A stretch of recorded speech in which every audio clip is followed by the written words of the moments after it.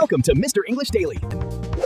Hey there, English learners. Welcome back to Mr. English Daily, your go-to podcast for real English practice through real conversations. I'm Luna. And I'm Leo. And today's topic might surprise you, because on the surface, it sounds almost too simple.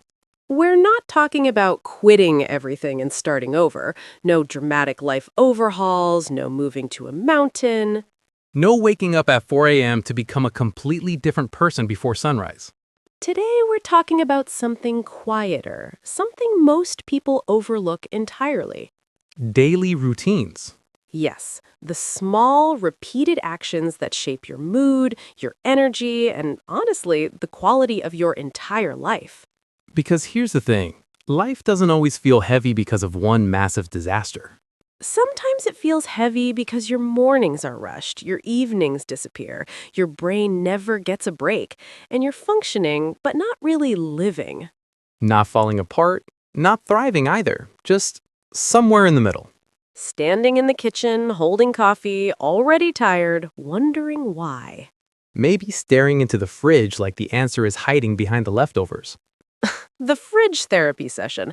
Very common, not very effective. And that's exactly why this conversation matters.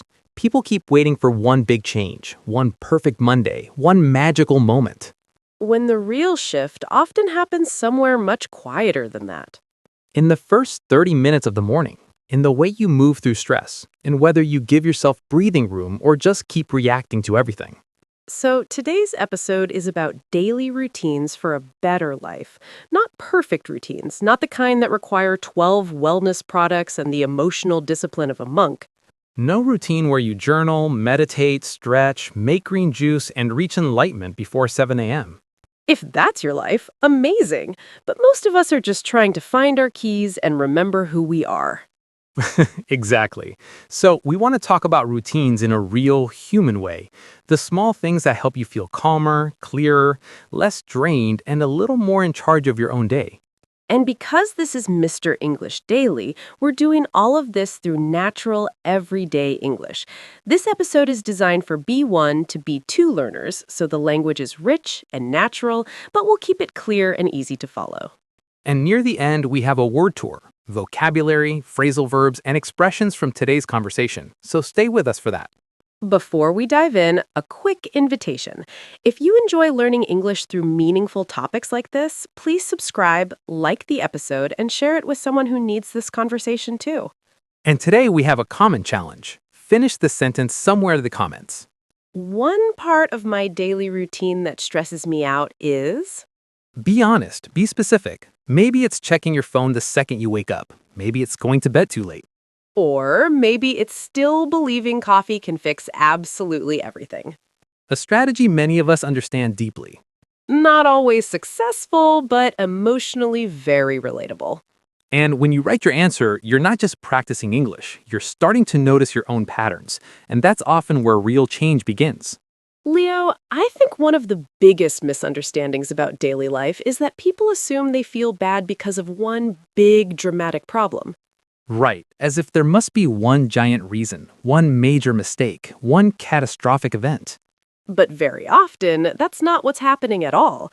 People aren't worn down by a single crisis. They're worn down by hundreds of tiny habits, quietly draining them day after day. You wake up tired, rush the morning, check your phone constantly, eat badly, move very little, carry stress everywhere, and then wonder why life feels so heavy. And the strange part, because no single habit seems dramatic, people ignore them.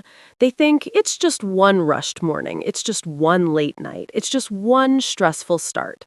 But when just one becomes every single day, it starts shaping your entire emotional life. And that's when people begin to go through the motions. Great phrase. Go through the motions. It means doing things automatically, without really feeling present. You're functioning, but you're not fully there. You answer emails, make coffee, attend meetings, smile politely, and somehow your whole day feels like it happened to someone else. Your body is there, but your mind is still buffering. Painfully accurate. And over time, that kind of living leaves you feeling depleted.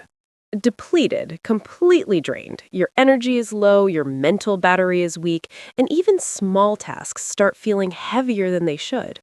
And I think so many people relate to that. Not dramatic sadness, not total collapse, just this quiet, persistent question.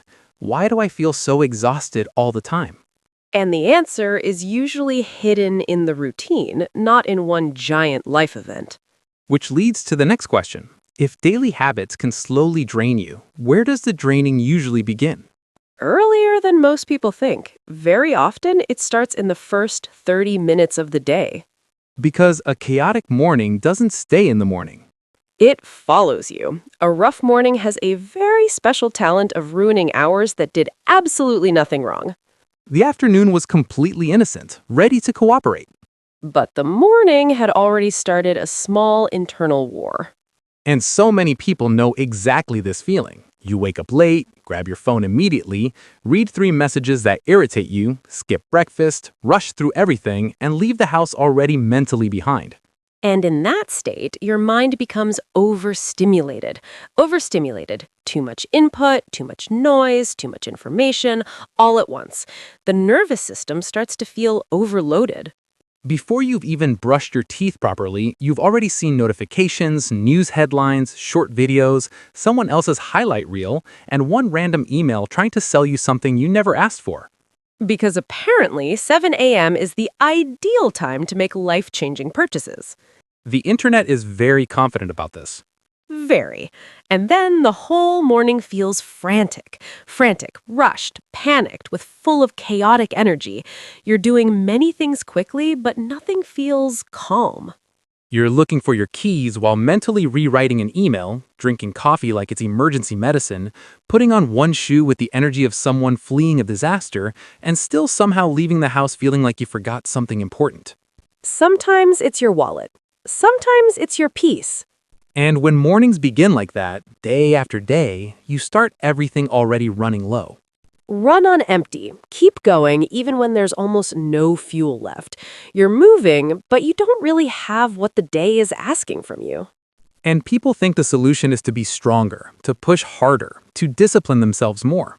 When sometimes all they actually need is a gentler start. Because if the morning feels like a race you never agreed to enter, of course the rest of the day is going to feel hard. So, what does a calmer morning actually look like? For real people, not perfectly polished people from the internet. Yes, because that's the key. A good morning routine should feel supportive, not theatrical. If it needs 2 hours of free time and the focus of a monk, most of us are not doing it before work, not even close. So for me, a healthier morning starts with one important idea: being more intentional. Intentional, done on purpose, with thought and awareness, not automatic, not random, chosen consciously. An intentional morning isn't necessarily a long morning. It just means you're no longer starting the day like someone being pushed down a hill. That image is extremely relatable. Maybe you wake up a little earlier, not to become superior, but simply to stop rushing. You drink water before coffee. You open a window. You sit quietly for 1 minute. You let yourself arrive. I really like that phrase, let yourself arrive. Because that's what so many people skip. They wake up physically, but mentally, they haven't arrived yet. The body is standing in the kitchen. The mind is still loading. That's why it helps to ease into the day. Ease into, to begin something slowly and gently without pressure. You don't crash into the morning, you enter it more softly. Instead of immediately diving into battle with your inbox, you give yourself a few minutes of normal human existence. Radical concept. Shockingly radical, but it works. Even simple things shift the emotional texture of a day. Drinking water, taking a breath, not grabbing your phone instantly, standing near a window, making your bed. These seem small, but they send your brain a very clear message. We're not panicking, we're beginning. And that difference matters more than people realize. But of course, one calm morning can't carry the whole day on its own. Right. One peaceful glass of water is lovely, but it can't save a schedule that treats you like a machine. And this is where people misunderstand routines. They think routines are about discipline and productivity. When actually, a good routine should also protect your energy. Exactly. It should help you move through the day without becoming completely frazzled. Frazzled, mentally scattered, stressed, slightly overwhelmed. Too many thoughts, too little patience. Everything feels like a bit too much. It's that state where your mind has too many tabs open, and one of them is definitely making noise, but you can't find which one. The modern brain, perfectly described. And one reason people get frazzled so quickly is that they never carve out space to breathe. Carve out, to deliberately make time for something even when life feels full. You create space instead of waiting for it to appear. Because if every minute is filled, every quiet moment is interrupted, and every pause gets replaced by more input, of course you feel mentally crowded. And I think many people aren't exhausted by effort alone. They're exhausted by constant switching. Tasks, screens, conversations, attention, switching, switching, switching. You sit down to answer one message, and somehow 20 minutes later, you're reading something completely unrelated and have no idea how you got there. The digital rabbit hole. Easy to enter, strangely hard to leave. So routines that protect your energy don't have to be complicated. Doing fewer things at once, taking a short walk without your phone, eating lunch without also watching videos and replying to messages at the same time.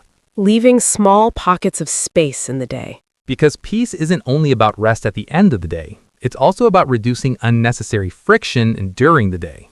And when you start thinking about routine that way, something shifts. It stops being just a productivity tool. It becomes something deeper. It becomes emotional support. A good routine can make life feel safer inside your own mind.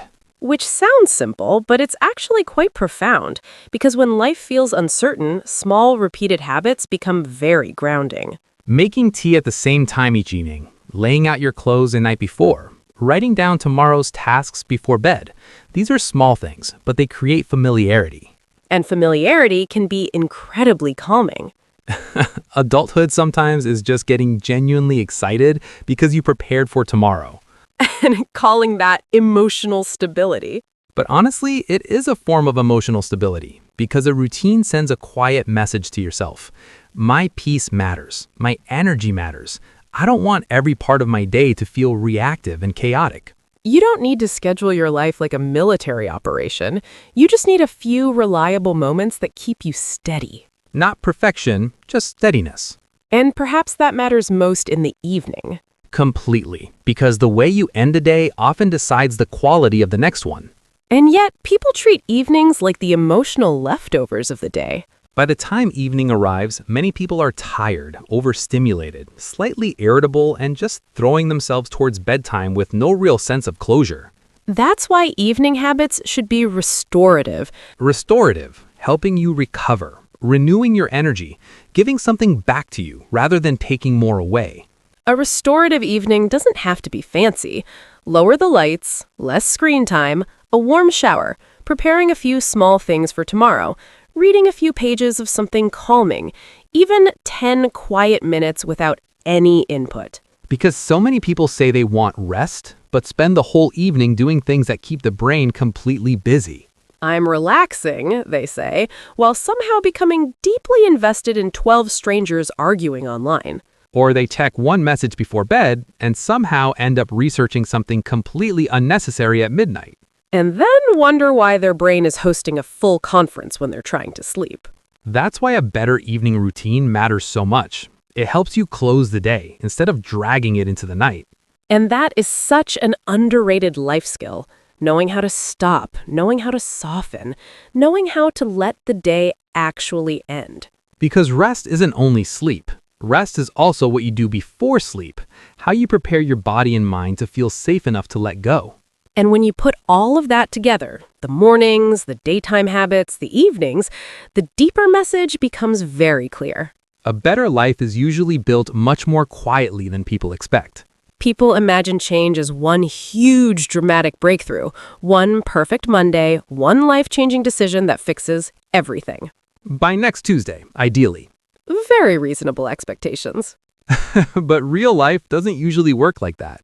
A better life is often created through small, repeated actions that look completely unimpressive from the outside.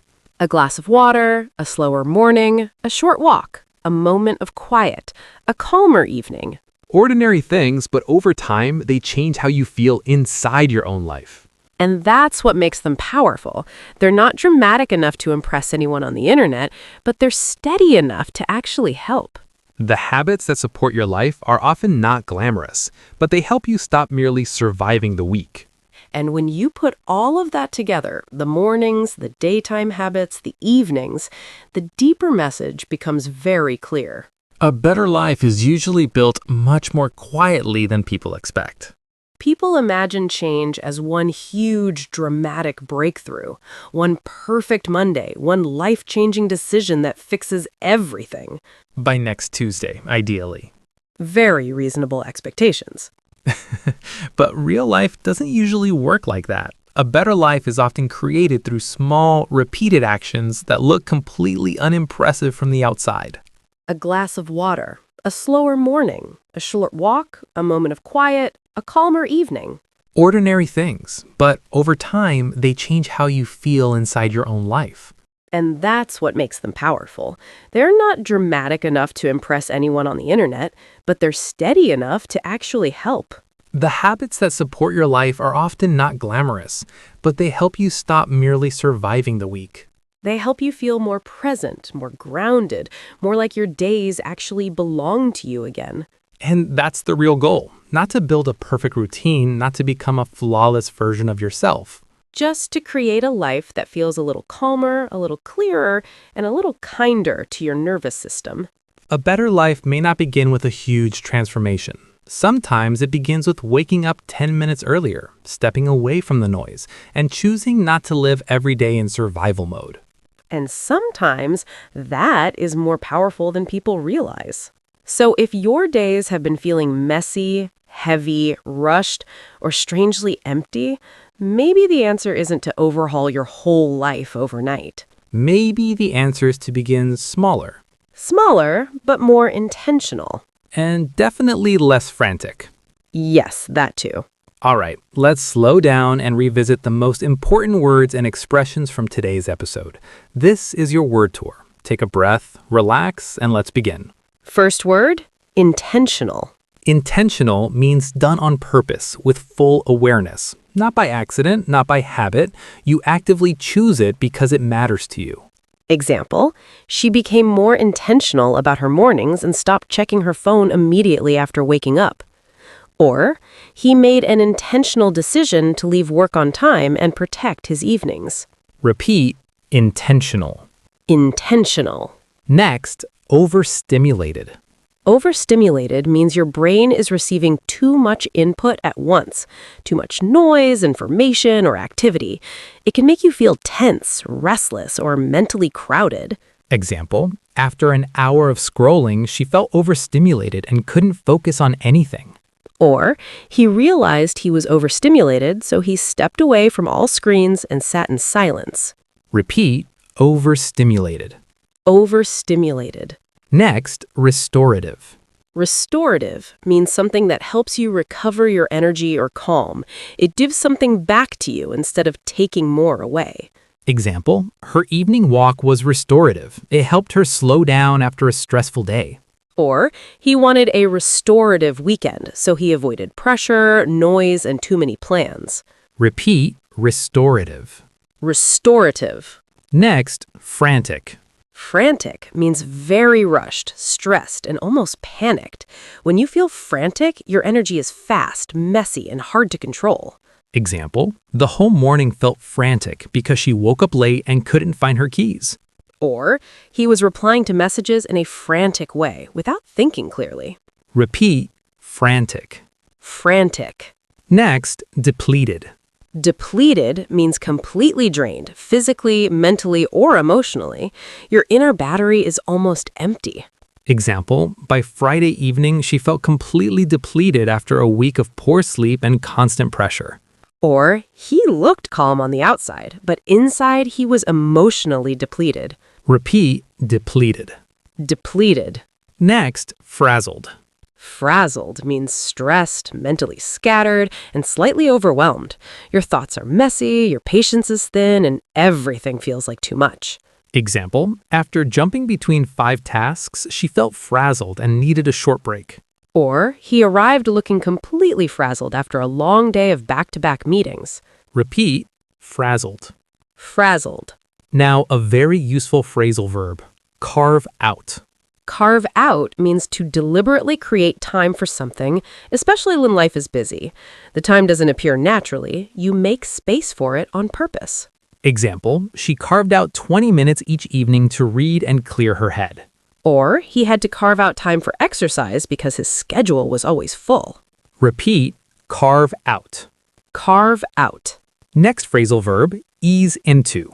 Ease into means to begin something slowly and gently without pressure or force.